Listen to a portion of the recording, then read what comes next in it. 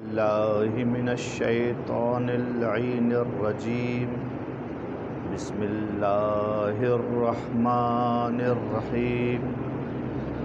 الحمد لله رب العالمين والعاقبة للمتقين، ثم الصلاة والسلام على أشرف الأنبياء والمرسلين سيدنا ومولانا أبي القاسم محمد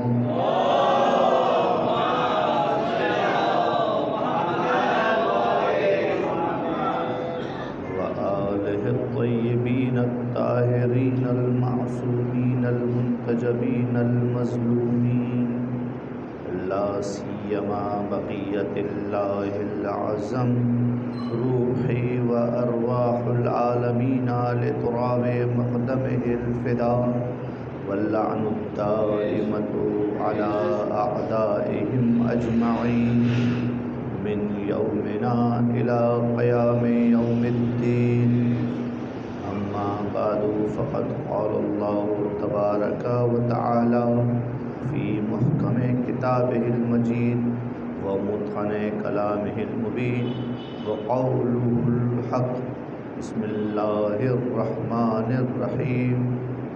ومن الناس من يتخذ أندادا من دون الله يحبونهم كحب الله والذين آمنوا يحب الله أشد حبا لله.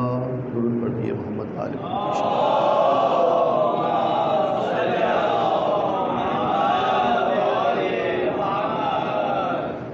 خدائے محبت اور عشق الہی کے حوالے سے جو گفتگو چل رہی تھی، آج اس عنوان سے جس آئے وافی ہدایہ کی تلاوت کا شرف حاصل کیا ہے، خلاق دو عالم ارشاد فرما رہا ہے کہ من الناس من یتخذ اندادا، کچھ لوگ ایسے ہیں کہ جو اللہ کے ہمسر بنا لیتے ہیں، اللہ کے ہم پلہ بنا دیتے ہیں. یحبونہم کحب اللہ، اور ان سے ویسے محبت کرتے ہیں جیسے اللہ سے کرنی چاہیے. جبکہ والذین آمنوا، اور وہ لوگ کہ جو ایمان لے کر آئے، یحبون اللہ اشد حبا للہ، وہ ان کی نسبت اللہ سے زیادہ محبت کرتے ہیں اور محبت کرنے میں زیادہ شدید ہیں. میں آپ کی خدمت میں عشق الہی کی بات کر رہا ہوں، اور جو معنی میں نے آپ کی خدمت میں مودت کا کل بھی کیا، اور عشق الہی کا جو معنی ہم کرنا چاہتے ہیں وہ معنی شدید محبت ہے. صرف انسیت کی بات نہیں ہے، بلکہ معاملہ انسیت سے بہت آگے کا ہے. تو دنیا اور انسان یہ کہ میں خالق کے بغیر عدم ہوں، میں کچھ بھی نہیں ہوں. جب کچھ بھی نہیں ہوں تو اس کے اندر وہ محبت جاگ جاتی ہے. یہ جو محبت ہے اگر شدید الفت کے مرحلے پہ پہنچے تو محبوب اور حبیب کے درمیان دوری بڑی مشکل ہو جاتی ہے. دیکھیے، جن لوگوں سے ہم ساتھ میں رہتے ہیں، جس معاشرت میں ہم جیت رہے ہیں، 3 قسم کے ہمارے رابطے ہیں لوگوں کے ساتھ. ایک رابطہ وہ ہے کہ جن کے بغیر ہم جی نہیں سکتے، اسے علمی اعتبار میں کہتے ہیں بے شرط شے، ان کے بغیر ہمارا گزارا نہیں. ایک رابطہ وہ ہے کہ جن کے ساتھ ہمارا گزارا نہیں، کہ ان کے ساتھ ہو تو جی نہیں سکتے. اور تیسرا وہ ہے کہ جن کا ہونا نہ ہونا ہمارے لیے برابر ہے. اپنے اطراف میں غور کیجئے، جن کے ساتھ زندگی کر رہے ہیں وہ آپ کو مل جائیں گے. یہ 3 قسم کے افراد مل جائیں گے. تو عجیب بات یہ ہے کہ جن کو انسان اگنور کرتا ہے، نظر انداز کرتا ہے کہ ان کی کوئی ویلیو حیثیت نہیں ہے، یہ ہماری زندگی میں ہوں یا نہ ہوں ہمیں کوئی فرق نہیں پڑتا. کچھ ہیں کہ یہ ہماری زندگی میں نہیں ہونے چاہیے، یہ بغض کا رابطہ ہے. کچھ یہ ہیں کہ جو ہماری زندگی میں ہونے چاہیے، یہ محبت کا رابطہ ہے. اب سوال یہ پیدا ہوتا ہے کہ ایک جملہ آپ کی خدمت میں پڑھنا چاہتا ہوں نہج دعائے کمیل سے. میرے مولا مولا متقیان علی ابن ابی طالب سے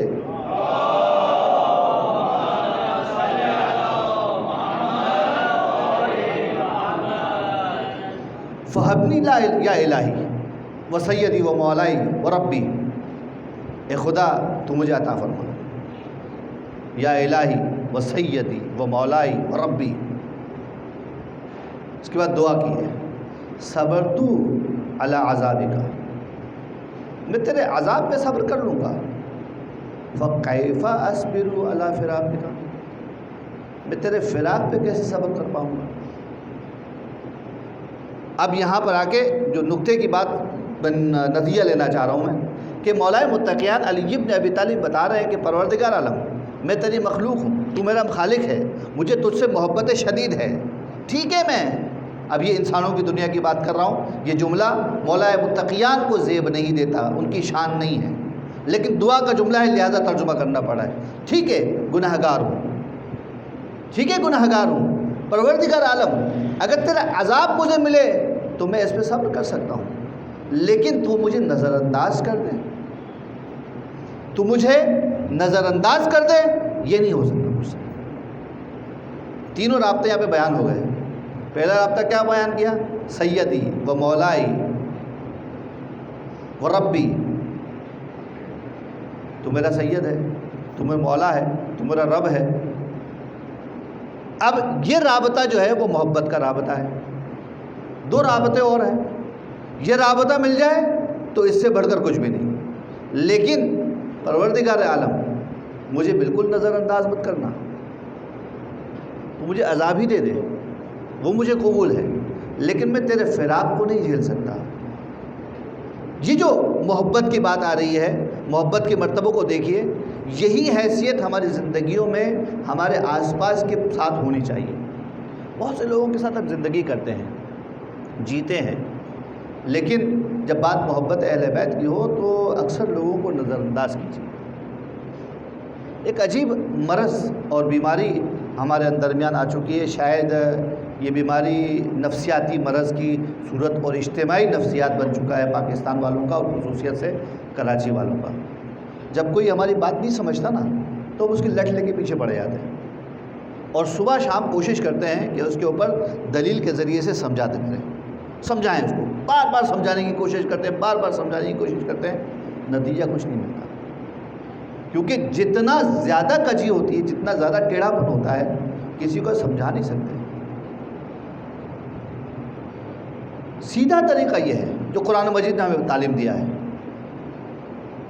کہ قرآن مجید نے ارشاد فرمایا، فمن حاجک من بعد ما جاءک من العلم، اے محمد تمہارے پاس جب علم آ گیا کہ تم اللہ کے رسول ہو، فمن حاجک من بعد ما جاءک من العلم فقل،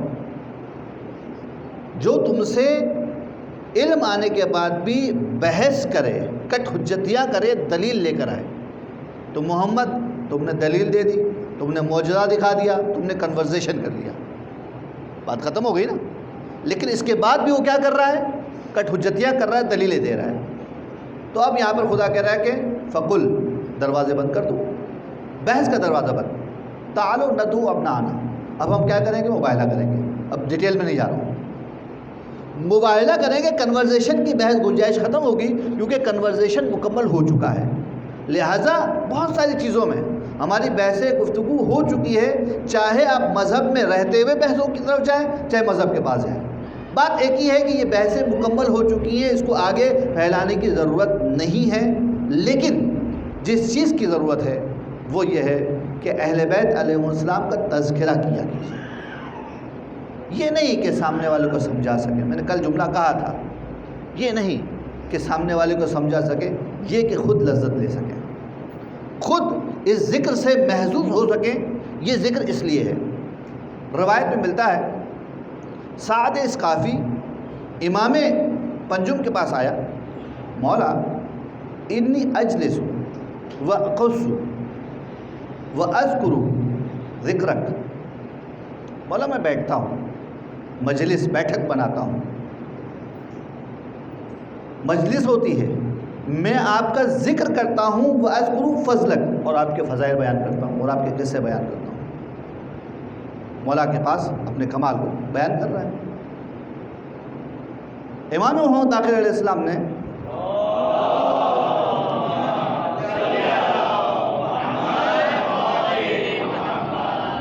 کہا کہ انی احب ان یکون قاصا مثلک فی کل 30 ذراعا، مجھے بہت پسند ہے،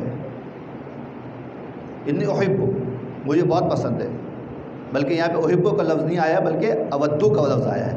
مجھے شدید پسند ہے یہ بات کہ تم جیسے قصہ گو ہوں، کہاں ہوں؟ ہر 30 ذراع میں۔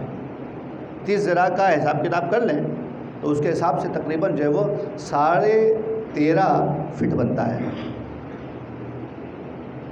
اب ایک جملہ بدل دوں، آپ کو لطف بھی آئے گا اس میں، کہ تقریباً 14 فٹ بنتا ہے۔ اب 14 کا عدد آتا ہے تو دل جاگ جاتا ہے نا، ہم راؤنڈ کر دیتے ہیں، کیونکہ وہ محبت کی وجہ ہے، محبت کی علامت ہوتی ہے کہ جس کی وجہ سے آپ انسان ان چیزوں کو سننا چاہتا ہے۔ تو وہ 13.5 فٹ سے زیادہ کا فاصلہ ہے۔ امام کہہ رہے ہیں کہ ہر جملہ بڑھا دیتا ہوں، ہر 14 فٹ پر تم جیسا ایک قصہ گو بیٹھا ہو۔ یہ آپ کے سامنے بیٹھا ہوا ہوں میں یہاں پر، اور میرے سامنے جو انکل بیٹھے ہوئے ہیں، ہم دونوں کے درمیان جو ہے وہ جو فاصلہ ہے 13 فٹ کا ہے۔ یہ افزاخانہ بہت چوڑا نہیں ہے، یعنی کہ اگر آپ سرکل بنائیں، دائرہ بنائیں، تو امام علیہ السلام ذکر اہل بیت کے بارے میں بات کر رہے ہیں کہ یہ ذکر اہل بیت کس کثرت سے ہونا چاہیے، کہ مجھے یہ شدید پسند ہے کہ ہر 14 فٹ پر تم جیسا قصہ گو موجود ہو۔ ابھی کسی ممبر پہ ذکر اہل بیت ہو جاتا ہے تو مومنین ہی کہ جو ہے وہ اوثان خطا ہو جاتے ہیں۔ اب اگر ہر 14 فٹ پہ علی علی ہو رہا ہو تو ہر 14 فٹ پہ کوئی کھڑا ہوا ہو علی علی کر رہا ہو تو پھر کیا ہوگا؟ پھر علی علی ہی ہوگا، پھر علی علی ہی ہوگا۔ یہ ذکر اہل بیت اس کو ہونا چاہیے، بار بار ہونا چاہیے، اس کے علاوہ کسی اور چیز کی حاجت ہی نہیں ہے، کیونکہ یہ جو محبت ہے یہ ساری کے ساری چیزیں کھول دیتی ہیں اور ساری کے ساری گرہ اس سے آزاد ہو جاتی ہے، باز ہو جاتی ہے۔ شدت محبت کی بات کر رہا ہوں کہ کتنی شدید محبت ہے اہل بیت کو پروردگار عالم سے اور پروردگار عالم کو اہل بیت سے۔ اس کا مشاہدہ کیجیے آپ کہ عشق الہی کو دیکھنا چاہتے ہیں، مظہر کبریا دیکھنا چاہتے ہیں، کوئی دیکھنا چاہے کہ روئے زمین پر خدا کا کوئی عاشق ہے تو آئے در اہل بیت پر، آئے در اہل بیت پر اور آ کے دیکھے۔ تاریخ نے لکھا، مورخین نے لکھا کہ میرا مولا علی ابن ابی طالب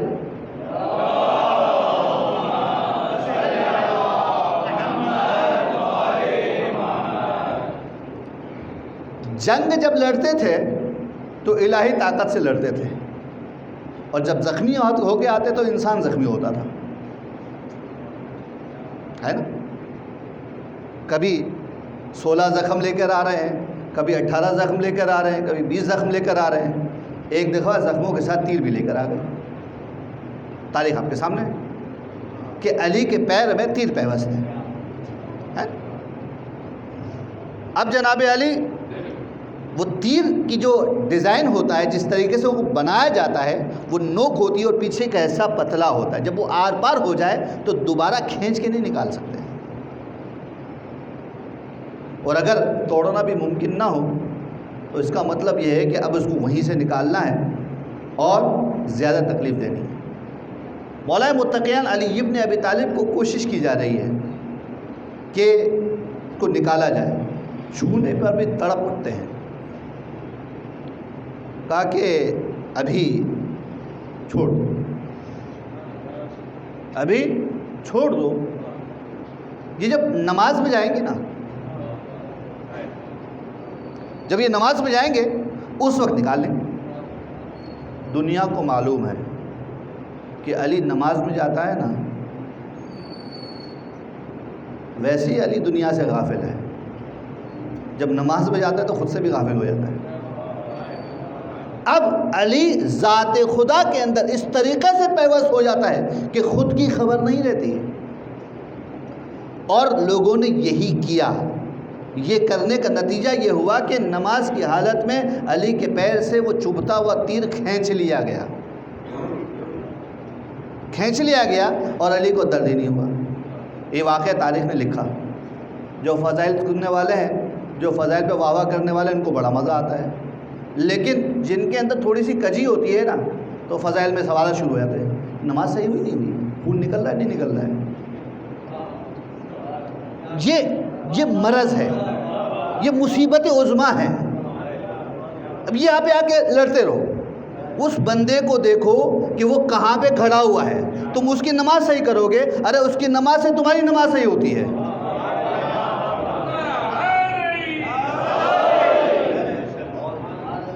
اب آگے حساب کتاب ہو رہا ہے، وہ خون نکلا ہوگا تو مولانا نماز میں تو طہارت واجب ہے، تو خون لگا ہوا ہے علی کے اوپر۔ یہ تمہاری دنیا نہیں ہے، تم اپنا خون دیکھو، تمہارا خون ہے، تم اپنے خون کا حساب کرو۔ وہ علی کا خون ہے، وہ علی کا خون ہے، اس کی منزلت کچھ اور ہے۔ وہ یذھب عنکم الرجس کا مصداق ہے، وہ یطہرکم تطہیرا کا مصداق ہے۔ اس کے خون کے بارے میں بحث کرو گے، اس کے خون کے بارے میں بحث کرو تو آ جاؤ، تو خدا کہتا ہے کہ ثار اللہ، حسین خدا کا خون ہے۔ ثار اللہ کا جملہ تو سنا ہے نا، یہ محبت کی بات ہے۔ تو جب محبت کی بات ہو، الفت کی بات ہو، تو عزیزو سوال ڈال کر خدشے ایجاد نہ کریں۔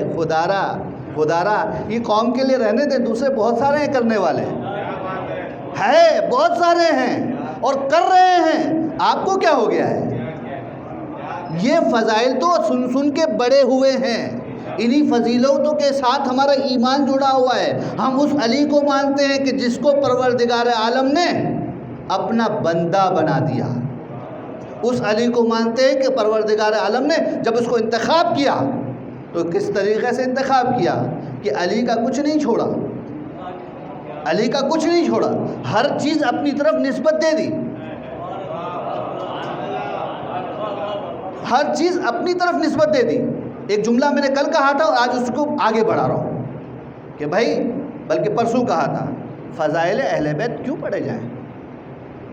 کل کہا میں نے کہ ہمیں مزہ آتا ہے۔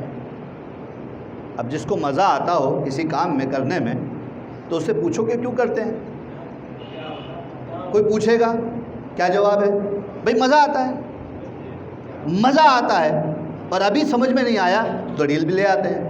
ابھی میں نے آپ کی خدمت روایت پڑھ دی کہ امام یہ چاہتے ہیں کہ ہر 30 ذراع میں لوگ بیٹھے ہوئے ہوں، ہر 14 فیٹ پر اس قصہ کو بیٹھا ہو علی کا۔ یہ ہو گیا، ایک اور دلیل سن لیجیے۔ سلمہ اس روایت کی راوی ہے، کہتی ہے کہ فرشتوں میں سے کچھ فرشتے ایسے ہیں کہ سیاحون، جو گھومتے پھرتے رہتے ہیں، سیاحت کرتے ہیں۔ وہ یہ سیاح جب گزر رہے ہوتے ہیں تو جب کبھی ایسی بزم پہ پہنچتے ہیں کہ جہاں پہ ذکر علی ہو رہا ہوتا ہے تو وہ وہاں ٹھہر جاتے ہیں، وہ تحفونہم، اور ان کو گھیر لیتے ہیں۔ اور جب ذکر پورا ہو جاتا ہے تو ذکر کرنے والے چھٹ جاتے ہیں، اپنے اپنے گھروں کو جاتے ہیں، تو یہ بھی پلٹ کے آسمان پہ جاتے ہیں۔ جب آسمان پہ پہنچتے ہیں تو آسمان کے فرشتے کہتے ہیں کہ آج عجیب بات ہے، تم میں سے ایسی خوشبو آ رہی ہے جو ہم نے آسمان میں کبھی نہیں سونگھی۔ کہاں گئے تھے؟ تم میں سے ایسی خوشبو آ رہی ہے جو آسمان میں افلاک میں ہم نے کہیں نہیں دیکھی۔ گئے کہاں تھے؟ کہا کہ ہم گزر رہے تھے، وہاں پر کچھ لوگ تھے جو ذکر محمد و آل محمد کر رہے تھے۔ روایت کے صدر و ذیل کے اندر لفظوں کا تھوڑا سا تبدیلی آ رہی ہے۔ اول میں کیا تھا؟ ذکر علی ہو رہا ہوتا ہے تو رک جاتے ہیں۔ فرشتے کیا کہہ رہے ہیں کہ ہم ایک جگہ گئے تھے، وہاں پہ ذکر محمد و آل محمد ہو رہا تھا۔ اب آپ سمجھ لیجئے نا کہ ذکر علی ذکر محمد ہے، ذکر علی ذکر آل محمد ہے، ذکر محمد ذکر علی ہے، ذکر آل محمد ذکر محمد ہے۔ ان سب کو ایک ساتھ جوڑ دیجئے۔ ہم وہاں پہ گئے تھے تو لہٰذا ہم ان کی محفل میں، ان کی بزم میں بیٹھے تو ان کی مہک ہمارے اندر رچ بس گئی ہے۔ کہا کہ ہمیں لے چلو۔ کہا وہ تو اپنے اپنے گھر چلے گئے، کیونکہ ان کے جانے کے بعد ہی اٹھ کے نکلے تھے۔ کہا وہ تو اپنے اپنے گھر چلے گئے۔ کہا جس جگہ کر بیٹھے تھے وہاں تو لے جاؤ۔ تو اب سمجھ میں آتا ہے کہ امام باڑے کیوں مقدس ہوتے ہیں۔ امام باڑے کیوں مقدس ہوتے ہیں؟ مسجد بہت مقدس، لیکن اگر مسجد میں ذکر اہل بیت ہو جائے، مسجد بہت مقدس، بیت اللہ اللہ کا گھر ہے، لیکن فرشتوں کے بارے میں وہاں کوئی گفتگو نہیں ہے۔ اب مسجدوں کو مقدس کرنا چاہتے ہو، مقدس تر کرنا چاہتے ہو، تو ذکر اہل بیت سے انہیں زینت دو۔ اسی لیے کہا گیا کہ زینوا مجالسکم، کم یعنی تم بہت عزت والے ہو۔ تم کون؟ تم شیعہ۔ تم کون؟ تم اہل بیت سے محبت کرنے والے۔ تمہارا کمال بس یہی کافی ہے کہ تم شیعہ ہو، تمہیں اندر کسی اور کمال کی ضرورت نہیں ہے محبت اہل بیت کے پاس۔ تم باعزت با کرامت، تمہاری بیٹھکیں بھی اچھی ہوتی ہیں۔ جب تم بیٹھ جاتے ہو نا تو وہ بھی تمہارا بیٹھنا بڑا حسین ہوتا ہے۔ جب ایک مومن اپنے فیملی کے ساتھ بیٹھتا ہے نا، چند مومن بیٹھے ہوئے ہیں، یہ بیٹھک حسین ہے، کیونکہ کسی جگہ پر زینت کمانا اس وقت تک پیدا ہو ہی نہیں سکتا دوستوں جب تک کسی کے پاس ذاتی حسن نہ ہو، کسی کے پاس ذاتی حسن نہ ہو اور اس کو ہم کوئی اور زینت کی چیز دے دیں تو حسن نہیں بنتا۔ اب مثال کے طور پر کسی سورنی کے گلے میں آپ جناب علی لاکٹ ڈال دیں ہیروں کا تو زینت کہلائے گا؟ کتیا کو ڈال دیجیے آپ لاکٹ، زینت کہلائے گا؟ ہاں، کسی ایسے شخص کو جسی ناک ٹیڑھی ہو، دانت نکلے ہوئے اور خوبصورت سے گوگلز بنا دیجیے، زینت کہلائے گا؟ بھائی حسن ذاتی ہو، پہلے سب کچھ مجسم ہو، منظم ہو، اس کے بعد کوئی ایکسٹرا چیز لے کر آؤ تو اسے زینت کہتے ہیں، اس کے بغیر زینت نہیں ہوتی۔ اب یہ کہیں اور جوڑنے کی طرف جا رہا ہوں، بعد میں جوڑوں گا، لیکن زینوا مجالسکم، تمہاری بیٹھکیں ویسی خوبصورت ہیں کیونکہ تم محبت اہل بیت لے کے بیٹھتے ہو، اس خوبصورت مجلس کو اور زیادہ زینت والا بناؤ بذکر علی ابن ابی طالب۔ تم جو بیٹھے تھے نا، مومن ہو، بیٹھے ہو، حب اہل بیت کے ساتھ بیٹھے ہو، بہت اچھا ہے، لیکن اگر اس کے اندر ذکر اہل بیت ہو جائے تو 4 چاند لگ جائیں گے۔ زینوا مجالسکم بذکر علی ابن ابی طالب فإنہ ذکری وذکری ذکر اللہ وذکر اللہ عبادہ، کیونکہ علی کا ذکر میرا ذکر اور میرا ذکر اللہ کا ذکر اور اللہ کا ذکر عبادت ہے، تو علی کا ذکر عبادت ہے۔ جرأت کے ساتھ کہنا پڑے گا کہ علی کا ذکر عبادت ہے، تو لہٰذا تاریخ میں ملتا ہے کہ جو علی کے چاہنے والے ہوتے ہیں نا، حسین کے چاہنے والے ہوتے ہیں، آپ کی تاریخ میں ملیں گے ایسے افراد بھی کہ جو یہ نام لینے کے لیے بھی وضو کر کے نام لیتے ہیں، کیونکہ ہماری تو عادت بغیر طہارت کے نہیں ہے نا، تو لہٰذا اس نام کو زبان پر لانے کے لیے وضو کرتے ہیں۔ بس عزیزو، اہل بیت کے ساتھ جو رابطہ ہے وہ رابطہ انتہائی محکم اور استوار ہو جائے تو وہ ہمیں خدا تک لے جانے والے ہیں، وہ خدا تک لے جائیں گے۔ اور کیسا لے جائیں گے؟ اس کی مثال میرے مولا امام حسین علیہ السلام کی سیرت میں ملتی ہے کہ ان کے بارے میں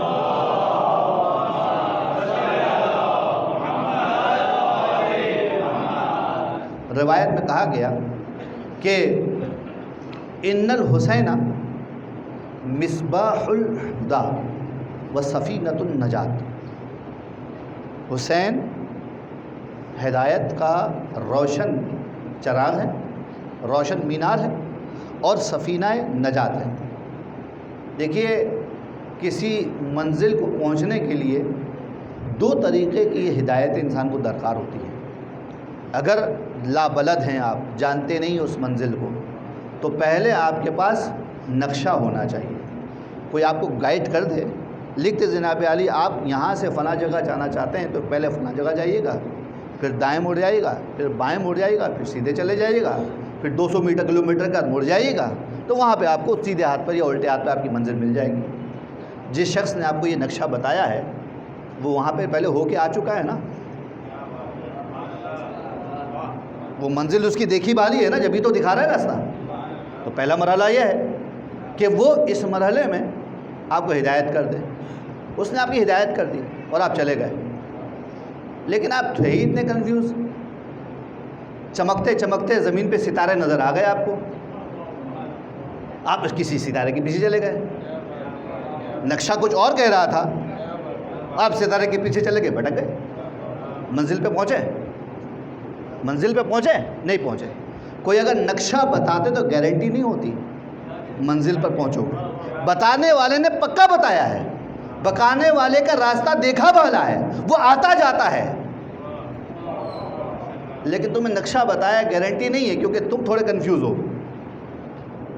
لہٰذا کوئی ایسا رہنما مل جائے جو آپ سے کہے کہ جناب آپ اس سے کہیں کہ مجھے فلاں جگہ جانا ہے، کہا چلو میں بھی وہیں جا رہا ہوں، میں بھی وہیں جا رہا ہوں، تو میں لے جاؤں گا۔ تو پہلے والا بھی ہادی ہے، دوسرے والا بھی ہادی ہے، دونوں ہادیوں کی ہدایت میں کتنا فرق ہے۔ پہلے والے نے بھی سنسیئرٹی کے ساتھ، لائلٹی کے ساتھ راستہ دکھایا ہے، لیکن گارنٹی نہیں ہے کہ پہنچ جاؤ گے، مقدس ہے، محترم ہے، قابل احترام ہے، لیکن تمہارا کنفیوژن کا کیا ہے۔ اور دوسرا ایسا ہے کہ جو تمہارا ہاتھ تھام کر لے کر جا رہا ہے۔ میرا حسین وہ ہادی ہے جو نقشہ بھی ہے، جو رہبر بھی ہے۔ روایت کہتی ہے ان الحسین مصباح الہدی، ہدایت کا مینارہ ہے حسین، جہاں چمک رہا ہے نا وہاں چلے چلو، وہاں چلے چلو، تمہیں منزل مل جائے گی، ٹھیک ہے جی۔ اور اگر تم حسین کے ساتھ ہو تو منزل کے ساتھ ہی، سفینہ نجات ہے، تمہیں وہ بچائے رہے، تمہیں لے کر جا رہا ہے آگے۔ تو لہٰذا اس منظر کے ساتھ اہل بیت کو دیکھا جائے۔ یہ معاملہ مولا حسین کے ساتھ مخصوص نہیں ہے، یہ معاملہ اہل بیت کے ہر فرد کے ساتھ ہے، کہ ان کے اندر پروردگار عالم نے وہ طاقت دے رکھی ہے کہ یہ تمہیں راستہ دکھا بھی سکتے ہیں، یہ تمہیں منزل تک لے جا بھی سکتے ہیں۔ راستہ دکھانا یہ ان کا فیض عمومی ہے، سب کو دکھا دیا ہے، راستہ دکھانا فیض عمومی ہے۔ حسین کا مینار جل رہا ہے، جو بھی چاہے جا سکتا ہے، لیکن کچھ ایسے بندگان بھی ہیں کہ جن پر کوئی فیض خاص ہے میرے مولا کا، جن پر میرے مولا کا فیض خاص ہے کہ جڑ جاؤ گے تو تمہیں ہم خود منزل پر لے جائیں گے۔ اکیلے جاؤ گے تو پاسپورٹ بھی ہونا چاہیے، ویزا بھی ہونا چاہیے، جواب بھی دینا پڑے گا، لائن میں بھی کھڑا ہونا پڑے گا، ہے نا۔ اکیلے جاؤ گے تو پاسپورٹ بھی لے جاؤ، ویزا بھی لے جاؤ، اگر کرونا کا زمانہ ہے تو ٹیسٹ بھی لے کے جاؤ، سب کچھ کر کے جاؤ، لائن میں بھی کھڑا ہونا پڑے گا۔ اگر حسین کے ساتھ جاؤ تو وی آئی پی پروٹوکول اسی کو کہتے ہیں بھیا، وی آئی پی پروٹوکول جس کی تلاش میں دنیا گھومتی ہے نا، وہ یہاں ملنے والا ہے کہ ان الحسین مصباح الہدی و سفینۃ النجات، کہ نجات کا راستہ وہی ہے۔ اور پروردگار عالم اس سفینہ نجات کو، حب پروردگار عالم میں اتنا فرق ہے کہ جب خدا نے مانگا اور جب دینے پہ آیا کچھ چھوڑا ہی نہیں۔ خدا فیض مطلق، وہ دیتا رہے دیتا رہے دیتا رہے دیتا رہے، ختم نہیں ہوتا۔ بندہ ممکن الوجود، جو کچھ تھا سب دے دیا۔ وہ اس کی محبت ہے کہ دے رہا ہے، یہ اس کی محبت ہے کہ سب کچھ دے دیا۔ کیا کیا دیا؟ تاریخ کا مطالعہ کریں، چلیں تاریخ میں ملتا ہے کہ جب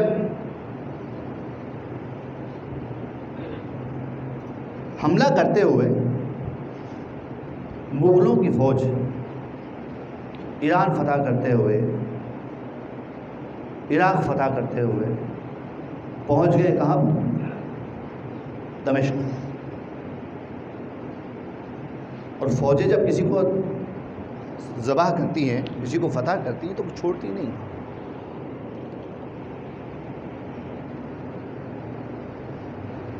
تیمور لنگ کی بات کر رہا ہوں۔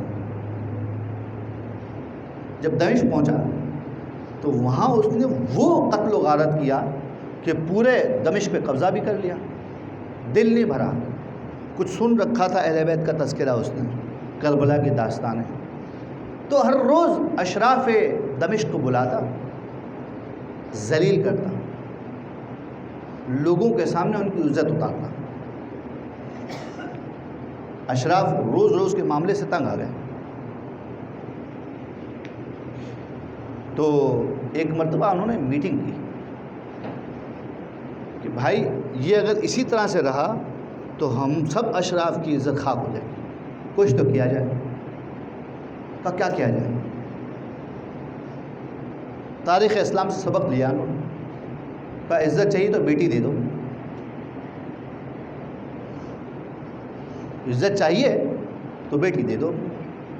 تو اشراف میں سے کسی شریف زادہ جو بہت مالدار تھا، خوبصورت سی بیٹی ان کے پاس آئے، کہ اگر یہ رشتہ استوار ہو گیا ہمارا اس کے ساتھ تو پھر یہ سسرالیوں کا احترام کرے گا۔ اچھا، کہا ٹھیک ہے۔ اس کے پاس آئے اور شادی کی آفر دی کہ ہمارے درمیان اور آپ کے درمیان رشتہ استوار ہو جائے۔ کہا ٹھیک ہے، قبول کر لیا اس نے۔ اور جب قبول کر دیا اور شادی کی جب تاریخ آئی تو اس نے سسرال والوں کو پیغام بھیج دیا کہ دیکھو تمہاری جب لڑکی حمام میں غسل کے لیے جائے گی، وہاں سے جب نکلے گی تو یہ میں جانور بھیج رہا ہوں سواری کا، ایک کمزور سا بے کجاوا اونٹ بھیج دیا اور کہا کہ اس لڑکی کو اس پر بٹھا کر میرے محل تک لے آنا۔ دمشق شام میں داستان ہو رہی ہے، اور کہا کہ اس لاغر اونٹ پر جو بے کجاوا ہے، جس پر کوئی پالان نہیں لگا ہوا ہے، کہا کہ یہ دلہن اس پر بیٹھ کر میرے محل تک آئے گی۔ اشراف دمشق واویلا کہ ہماری عزت گئی، یہ دوڑے دوڑے آئے تیمور لنگ کے پاس اور کہنے لگے کہ بادشاہ یہ کیسی خواہش ہے، بادشاہ یہ کیسی خواہش ہے کہ ایک شریف زادی کو اس طریقے سے بے کجاوا اونٹ پر سوار کر کے آپ کے قصر تک لایا جائے۔ کہا کہ یہ کوئی نئی بات تو نہیں ہے، یہ تو تمہاری عادت ہے۔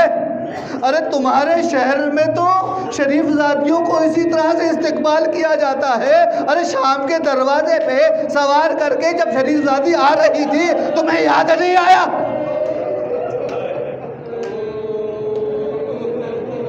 اجرکم اللہ، خدا کوئی غم نہ دے سوائے غم اہل بیت کے۔ ارے کیا شرافت، کیا منزلت۔ ارے علی کے زمانے میں جب کبھی زینب گھر سے باہر نکلتی تھی تو پہرا دینے کے لیے رات کا اندھیرا ہوتا تھا، علی ہوتے تھے، حسنین شریفین ہوتے تھے۔ ارے نانا کی قبر پہ جاتی تھی۔ ایک وہ زمانہ تھا، ایک زمانہ یہ بھی ہے کہ زینب کوفہ میں، ارے زینب شام میں، ارے سر پہ چادر نہیں ہے، بے کجا اونٹ ہے۔ صرف اتنا نہیں ہے، ظالم تازیہ نے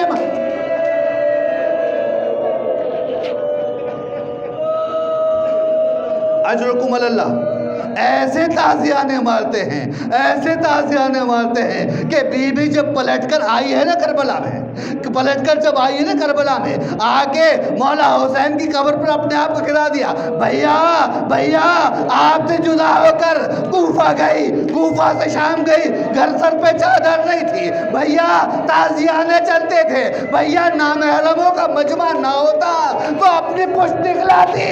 ارے کیسی سب ہو گئی۔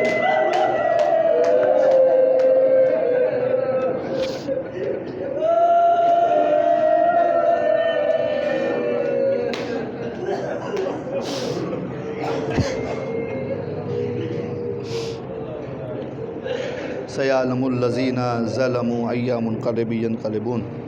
بہلا تجھے واسطہ محمد و آل محمد کا ہماری اس قلیل سی عبادت کو قبول فرما۔ پروردگار عالم ان آوازوں پر، ان آنسوؤں پر اپنی رحمتوں کو نازل فرما۔ پہلا تجھے واسطہ محمد و آل محمد کا غم اہل بیت میں نکلنے والی سانسوں پر اپنی رحمتوں کو نازل فرما۔ پہلا تجھے واسطہ محمد و آل محمد کا تمام محبان اہل بیت کی جان مال استطاعت کی حفاظت فرما۔ تمام بانیان مجلس، حاضرین مجلس اور جو مرحومین ان سب پر اپنی رحمتوں کو نازل فرما۔ کل مومن مومنات کو عطبات عالیات خصوصیت سے کربلا معلیٰ کی زیارت کا شرف بار بار عطا فرما۔ پر تجھے واسطہ محمد و آل محمد کا اپنی آخری حجت کے ظہور میں تعجیل عطا فرما۔ ہمیں ان کے اعوان و انصار میں شامل فرما۔ وتقبل منا انک سمیع الدعاء۔ فاطمہ حسین۔